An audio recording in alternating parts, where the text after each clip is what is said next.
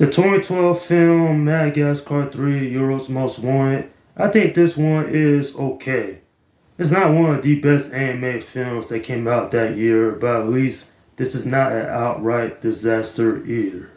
So, taking place sometime later after the events of the second installment, Alex, Merman, Gloria, and Marty are still trying to make it home, but this time they plane crash lands in Europe, where they come across a circus, so they travel with them. All the while, a villainous woman from animal control is pursuing them. You know, this one right here, I thought it was something alright. I mean, I laughed at some parts. But my main issue with this is that it doesn't do anything really exciting or differently compared to what we have seen beforehand. And don't get me wrong, I don't think this is one of the worst animated films I ever seen, but at the same time, it could have been so much more in my opinion. At least there are some things I enjoy here, such as the music is very good, the voice acting is great. Even the story, which did have its underwhelming moments, I didn't think it was that awful. Overall, would I recommend this film to people out there? Only if they're huge fans of the franchise, because for everyone else, they can skip this. Because I personally believe there are better animated movies out there.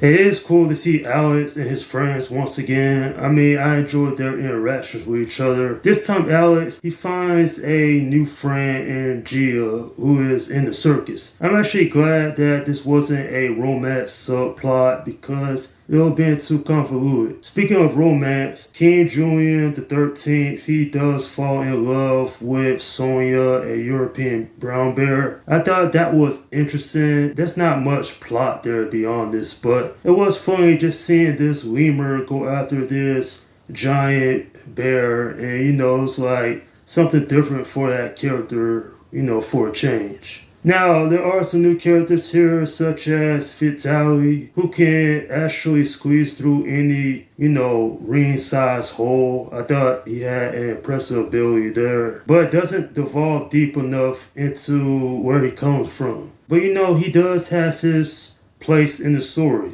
A character I thought was funny was Stefano with his Italian accent. He had some moments that actually got me to chuckle, so I wasn't bored watching this. But when it comes to the villains, I was disappointed because Captain Dubois, she wasn't that interesting to be honest. Why they didn't bring back Nana? Seriously, that was a great character. One of the most toughest antagonists in this franchise. And I know she wasn't a big character in the previous two installments. They could have had her fight Dubois, and that would have been quite a fight. Even though she never liked Alex or the zoo animals, if she had teamed up with them at the end, if she was in this, that is, then I think that would have been a better third act. It's been over a decade since this franchise had got an entry. The last one was Penguins of Madagascar, which I heard is pretty good. So maybe I'll get around to check that out one of these days. But as far as a fourth Madagascar film not happening, well, the movie I just mentioned, it didn't do that well at the box office, so DreamWorks just put this franchise on ice. Which I think is a good thing, because do we honestly need a fourth movie? Because it will undo this one. At the end of the day, while I'm not a big fan of this franchise, I particularly thought this film, it could have been better, but at least it wasn't boring or anything. Sure, there were some moments that I thought were subpar, but then once again, at least I was somewhat entertained with this installment despite how much more I wanted from this one. I'm giving this film a 6 out of 10. Yeah, this is okay. This isn't that exciting compared to other franchises of DreamWorks, such as Shrek, How to Train Your Dragon, or even Kung Fu Panda. Those films stood out more to me because they just had more complex characters. Anyway, at least this isn't a dumpster fire, but at the same time, there are flaws within the story that keeps it from reaching its true potential. And that's my review of Madagascar 3, Europe's Most Wanted.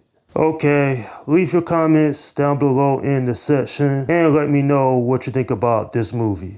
Alright, this is Slum Guy 172 saying, peace out. Tss.